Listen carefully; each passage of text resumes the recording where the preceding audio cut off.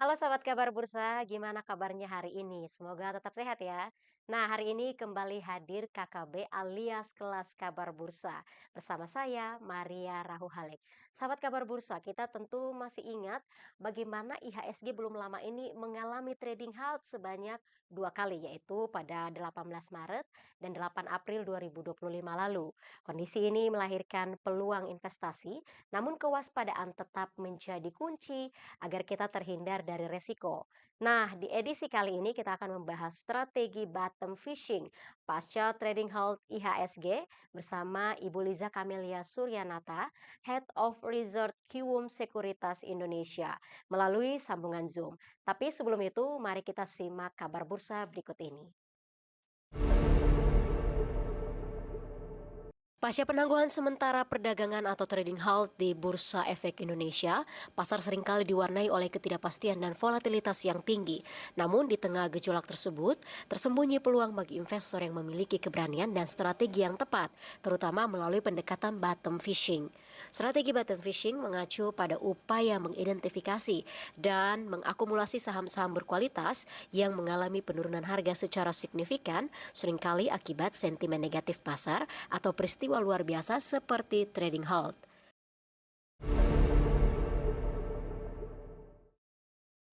Ya sahabat kabar bursa, trading halt memang menghadirkan dinamika tersendiri di pasar modal. Lalu bagaimana sebenarnya kita bisa memanfaatkan momentum pasca trading halt ini untuk berburu saham-saham potensial dengan strategi bottom fishing. Untuk itu kita langsung tanyakan ke Bu Liza. Halo Bu Liza, apa kabar? Halo, Maria. Baik, terima kasih. Apa kabar? Saya juga baik, Bu. Walaupun ya kita ketahui bersama bahwa pasar saat ini memang tidak baik-baik saja ya, Bu. Mhm. Iya, begitu masuk libur, lebaran langsung disambut oleh, trading halt, begitu market buka. Iya, Bu. Dan kemarin kan Ibu sempat mengatakan bahwa ini merupakan pengalaman pertama ya sejak, Bu Liza berkecimpung di dunia investasi, Bu. Betul, Bu? Mhm. Iya, betul. Jadi, terakhir itu, memang, tahun 2020 ya, waktu itu sempat mengalami ketika masa Covid, tapi, untuk pertama kalinya, pas setelah market itu buka jam 8 itu langsung, mentok, apa namanya, circuit breaker, sehingga men-trigger, trading halt itu baru kemarin, setelah kita, masuk kembali libur panjang lebaran.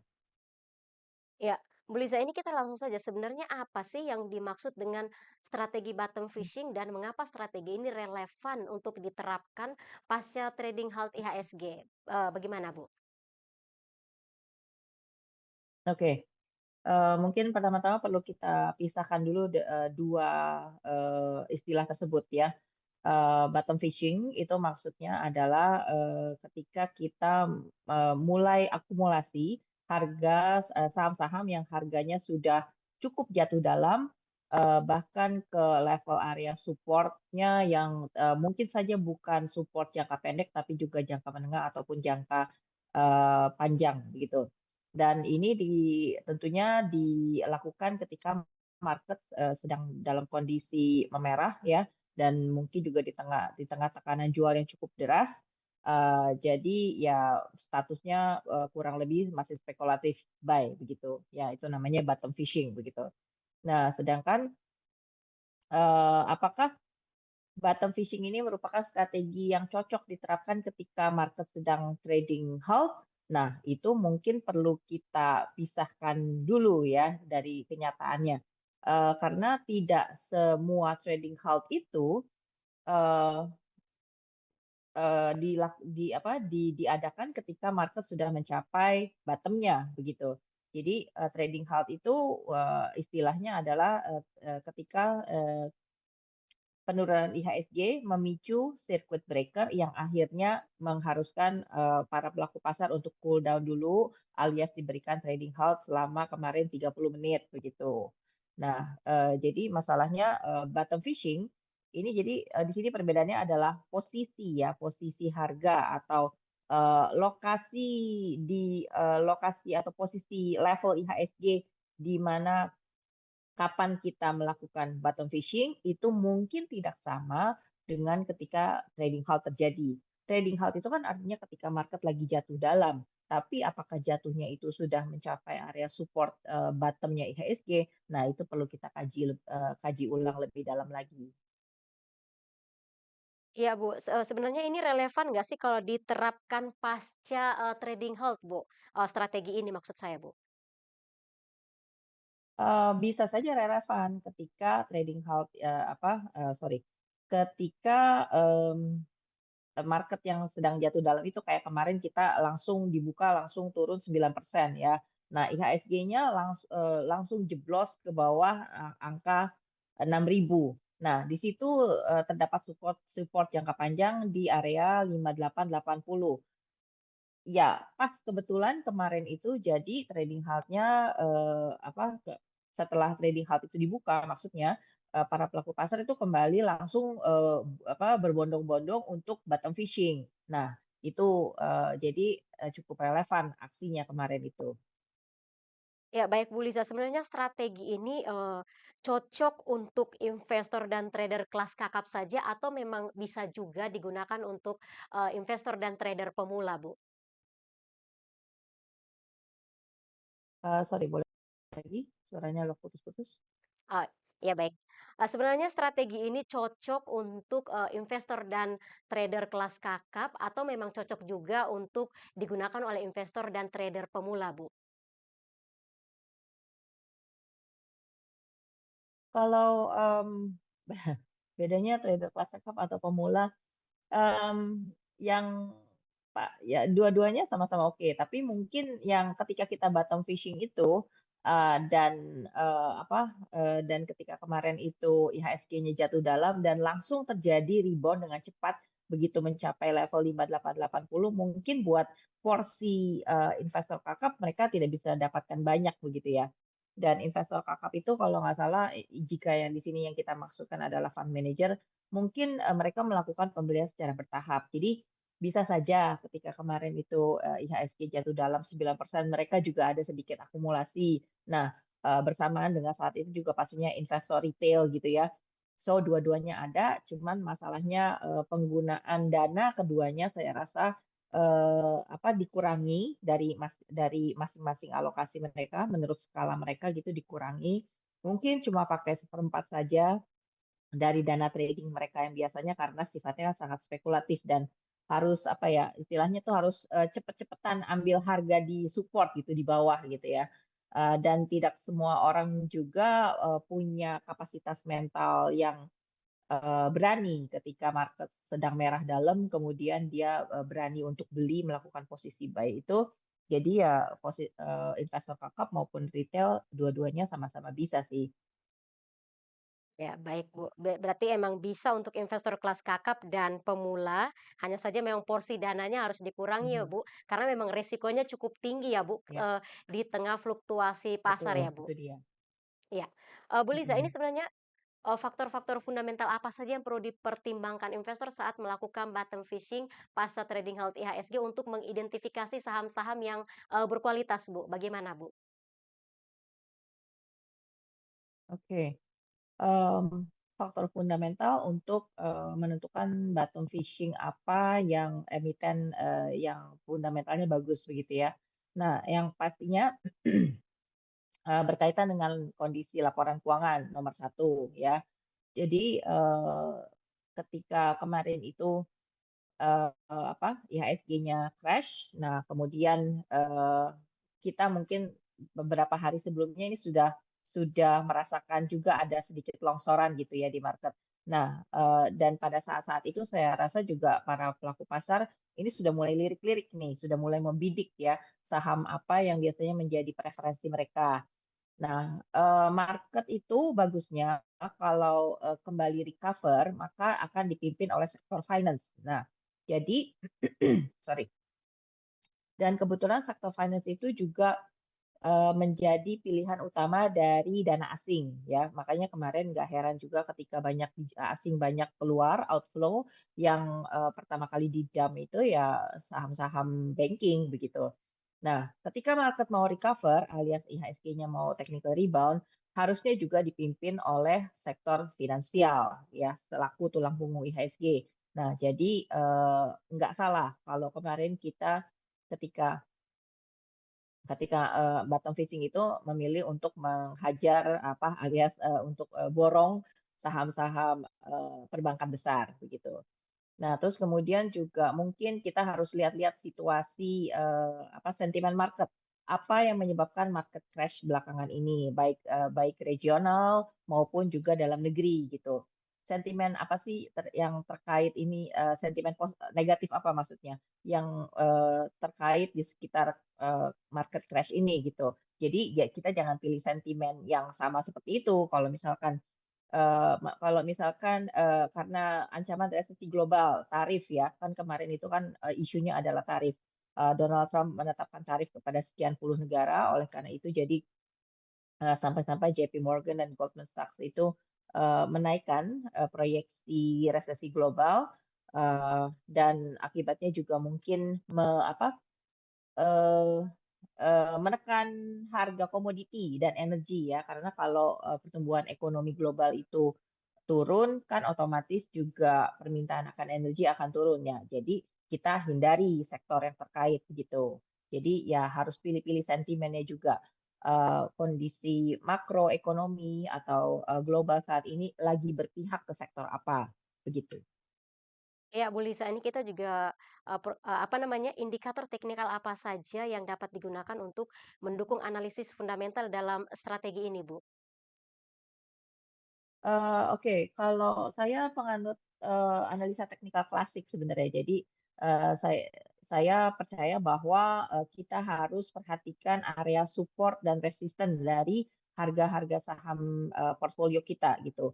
Nah, ketika kita mau bottom fishing, ataupun sama ketika kita mau jual saham kita, kita nggak sembarangan asal tebak-tebak buah manggis gitu ya. Misalkan, "Ah, saya mau beli Telkom di harga 3.000 atau, saya mau beli BCA di harga 6.000." Nah, itu dasar analisanya apa? Nah, jadi, kalau pakai technical analysis saya, lebih suka tarik garis ya, ini adalah jurus yang cenderung simple tapi, sebenarnya powerful ya.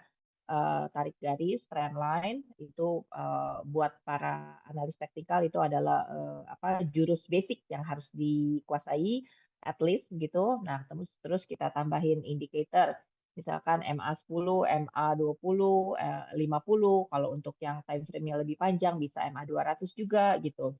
Mmm Kalau misalkan kejatuhan harga sudah berlangsung cukup lama, kita kurang bisa dapat insight dari daily chart, maka kita harus lihat ke weekly chart gitu ya. Siapa tahu dari, weekly chart yang, tenggang time frame-nya itu lebih panjang, kita bisa dapatkan support-nya, oh ternyata di sini gitu. Dan kita juga, aware di mana kita harus jualnya untuk jangka pendek, begitu. Jadi ya kira-kira begitu, Maria. Oh ya, satu lagi mungkin jangan lupakan juga, kita cari divergence, kalau saya favoritnya itu pakai, indikator RSI, Relative Strength Index. Jadi ketika bottom fishing, apalagi ketika saya menemukan ada RSI positif divergence, nah dan posisi harganya itu persis di area support, kena support trendline gitu maksudnya. Nah, itu saya lebih yakin lagi untuk bottom fishing. Begitu, Maria. Baik, Bu Liza, ini lalu bagaimana sih cara menentukan level harga yang tepat untuk menentukan entry atau buy dalam strategi ini, Bu? Oke, kalau, tarik garis support dan resistance itu gampang, nanti, kalau misalkan kapan-kapan Q Sekuritas ada kelas, technical analysis dasar, para pemirsa bisa, ikut ya, nanti mungkin kita akan, kasih tahu jadwalnya kapan.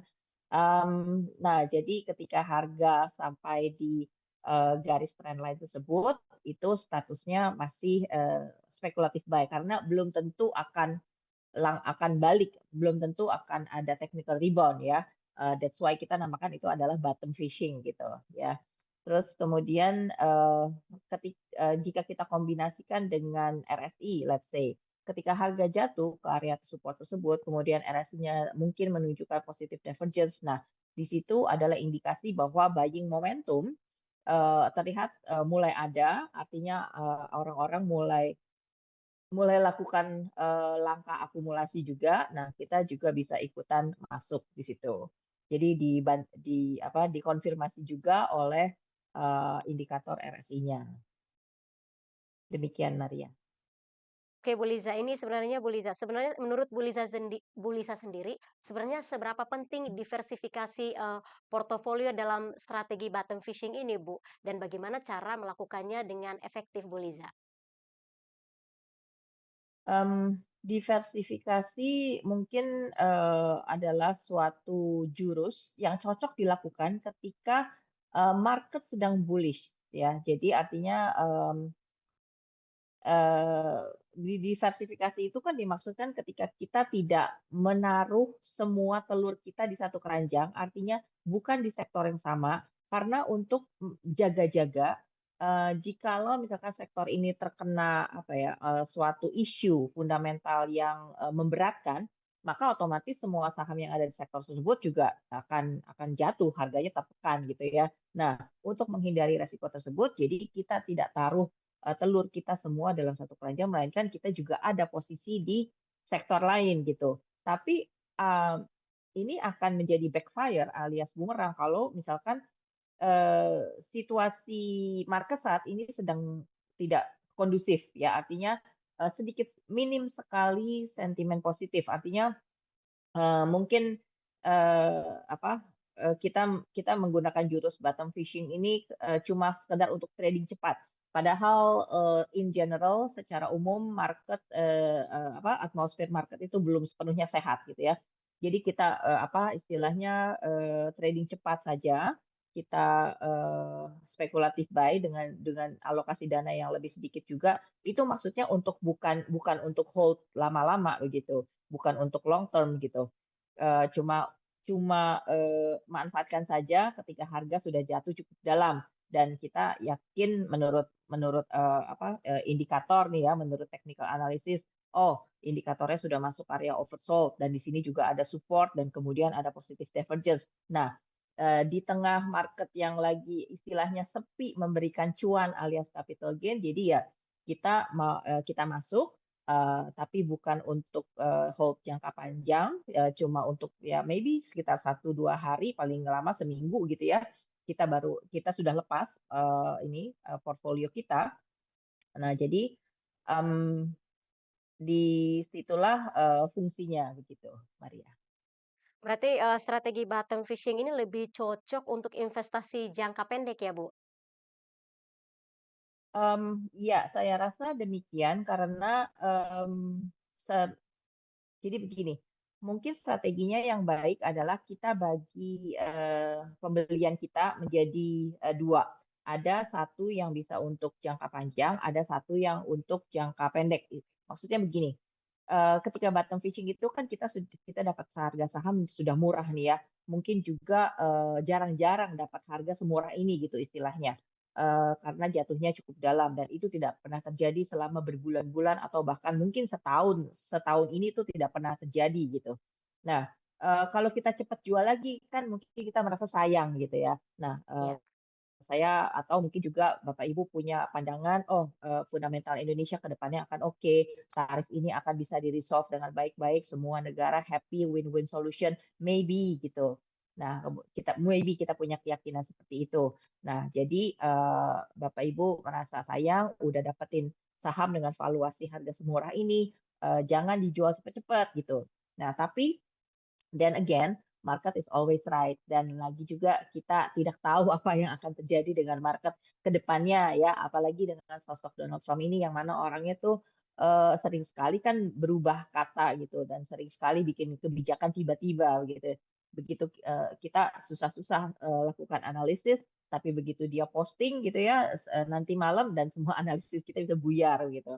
Nah, jadi, ada satu alokasi juga yang untuk trading cepat, jadi manakala kondisi, ekonomi atau berita berubah dengan cepat, otomatis kita juga harus, beradaptasi dengan itu dan harus cepat bereaksi juga, cepat menjual gitu. So, I think itu adalah strategi yang, menyenangkan untuk semua pihak. Baik Bu Liza, ini sebenarnya lalu Bu Liza, bagaimana sebenarnya sentimen pasar pasca trading hold IHSG ini dapat mempengaruhi keberhasilan dari, strategi bottom fishing ini, Bu? Tolong diulang lagi, kurang jelas.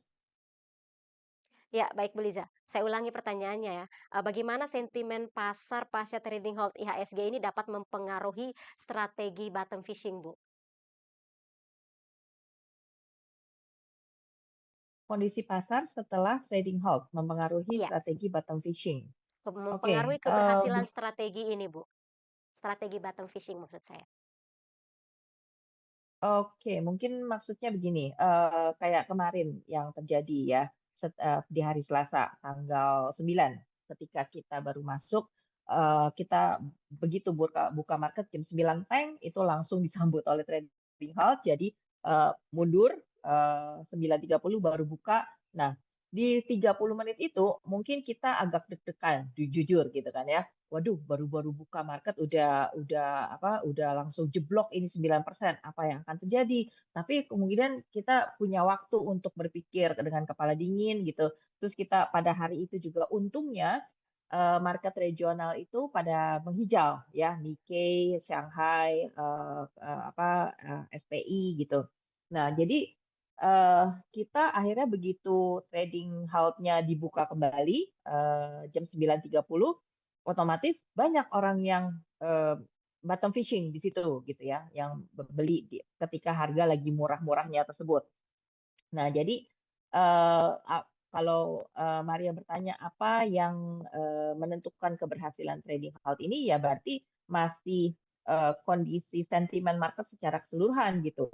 Kemarin itu jujur saya pikir kita agak terbantu oleh karena libur panjang itu sendiri ya.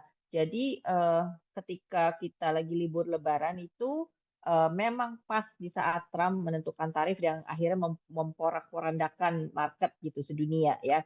Bahkan, Dow Jones-nya sempat jatuh 3.000 poin. Nah, kita, beruntung karena kita libur, kita tidak mengalami hal tersebut. Nah, ketika kita masuk memang otomatis adjusting ya, dengan apa yang terjadi di regional market gitu.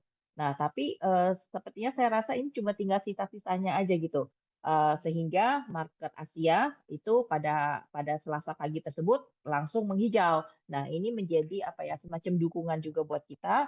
Akhirnya IHSG, cuma jatuh sampai 5880 aja, di situ langsung banyak orang yang, bottom fishing, langsung masuk beli beli saham harga murah begitu ya, dan, IHSG, bisa kembali stabil di atas 6.000 sampai hari ini.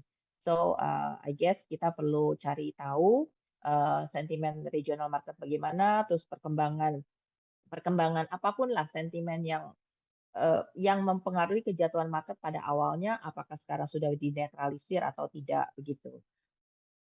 Iya, baik Bu Liza. Ini lalu resiko apa saja yang perlu diwaspadai oleh, investor ketika menerapkan strategi bottom fishing ini dan bagaimana cara memitigasinya, Bu?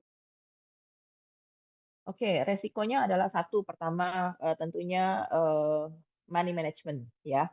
Seperti tadi kita sudah bahas, baik investor kakap maupun investor retail, saya rasa mungkin, sangat menerapkan prinsip kehati-hatian ketika mereka mencoba untuk bottom fishing. Istilahnya adalah ini, kalau bahasa gaulnya ya, uji nyali begitu mungkin ya.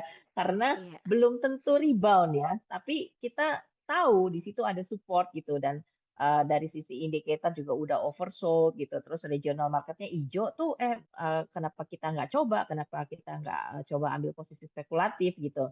Nah, yang namanya posisi spekulatif itu untuk amannya maksimal adalah sebesar 25% dari total alokasi dana yang, dimaksudkan untuk, portfolio tersebut begitu. Jadi kalau misalnya kita punya, alokasi untuk BRI 100 juta, nah kalau posisi bottom fishing kita 25% kita cuma boleh beli 25 juta aja gitu ya. Karena ini ibaratnya, tes ombak dulu gitu bahasa gaulnya atau, test the water kalau bahasa Inggrisnya gitu. Jadi kita jangan langsung full power, itu satu money management. Ini juga termasuk apa namanya, risk management ya. Risk management itu adalah Bapak Ibu ambil ketika harganya itu, mendekati atau pas di area support. Jangan dia udah naik 10% baru Bapak Ibu kejar gitu. Nah itu takutnya nanti ya namanya ini adalah bottom fishing, market technical rebound dan technical rebound itu biasanya bisa bisa apa, disamarkan sorry, bisa disamarkan dengan yang namanya dead cat bounce ya, alias artinya apa? Kelihatannya technical rebound, tapi umurnya tidak panjang gitu, nggak awet ya, jadi cuma naik sedikit and then kemudian turun lagi. Nah, jangan sampai kita belinya kemahalan, terus malah kita, ikut terseret turun gitu. Dan, tentunya juga gunakan technical analysis untuk kita untuk kita, benar-benar tahu ya, di mana support-nya, yang solid untuk, harga saham tersebut. Demikian Maria. Untuk baik Bu Liza, saya tangkap 3 poin dari yang tadi Bu Liza jelaskan terkait risiko yang perlu diwaspadai, yaitu pertama, perlu adanya money management, yang kedua risk management, dan yang ketiga gunakan technical, analisis ya Bu. Mhm. Baik Bu Liza, ini ada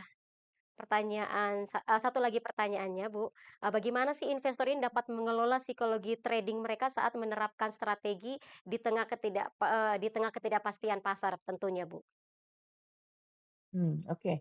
Biasanya yang paling bikin emosi investor itu terguncang atau terkocok-kocok itu adalah ketika dia menginvestasikan dana terlalu banyak ya, ke market, yang mana marketnya ini lagi nggak sehat, lagi jatuh gitu, dan uang tersebut adalah uang panas lagi. Nah, artinya, mungkin, investor tersebut pakai uang yang seharusnya jadi biaya rumah tangga sehari-hari, atau biaya sekolah anak, atau mungkin bahkan, ini tabungan untuk menikah gitu ya, malah pertaruhkan di, pasar modal ketika, ketika trennya juga lagi bearish gitu. Nah, untuk membuat, Bapak Ibu tenang dari, pikiran stres, berlebihan itu, ya sebaiknya juga jangan gunakan dana terlalu besar dan make sure itu adalah uang dingin gitu. Artinya yang memang, uang yang sudah setengah Bapak Ibu bisa terima bahwa berinvestasi di pasar modal itu sejatinya memang adalah investasi yang berisiko. Jadi, capital bisa hilang apabila Bapak Ibu harus cut loss gitu, ya kan? Nah, eee, ketika market juga lagi, jatuh dalam seperti itu, sebaiknya tidak perlu memaksakan masuk juga gitu. Kalau memang Bapak Ibu, punya penilaian sendiri, melihat berita, ini kok kayaknya masih sentimen negatif terus ya, belum ada titik terang, ya mendingan kita nggak usah maksa untuk masuk ke market gitu. Dengan demikian kita masih bisa berpikir, dengan kepala dingin, kita juga nggak deg-degan, trading-nya nggak stres gitu, yang akhirnya malah akan, apa ya, membuat, eee, akal sehat kita tuh jadi buyar gitu. So, saya rasa sih, kitalah yang paling tahu, kondisi, stressful seperti apa yang bisa kita tahan ataupun kita tidak. Ya sebaiknya kita, jauhilah, apa ya, batasan-batasan, kita harus punya limit tersendiri ya, dan kita harus disiplin meng-apply-nya itu pada diri kita sendiri, jangan kita jadi self sabotage gitu. Jadi sabotase diri sendiri, padahal sudah punya trading plan yang cakep, yang disiplin gitu ya, begitu pelaksanaan kita tidak ikut dengan disiplin. Nah itulah yang akhirnya, ketika kondisi bergulung, ya kitanya akhirnya jadi bingung sendiri dan akhirnya nggak bisa berpikir jernih gitu. So, I guess, itulah gunanya trading plan diikuti dengan disiplin, Maria. Baik Bu, jangan gunakan dana terlalu besar, gunakan uang uang yang dingin, bahkan harus punya limit Mhm. tersendiri ya Bu, sehingga kalau tiba-tiba, kacau balau, apa segala macamnya, kita masih tetap punya batasan yang jelas ya Bu, begitu Bu? Ya, itu gunanya trading plan diikuti dengan, disiplin. Karena trading plan itu yang biasanya sudah rapi itu kita buat ketika, perasaan kita tidak, perasaan kita sedang tenang, ya kan, otak kita sedang jernih gitu. Nah, ketika masuk ke medan perang itu biasanya, mulai kacau gitu ya, tapi kalau kita stick to the plan, nah, mudah-mudahan segalanya akan berjalan lebih mulus.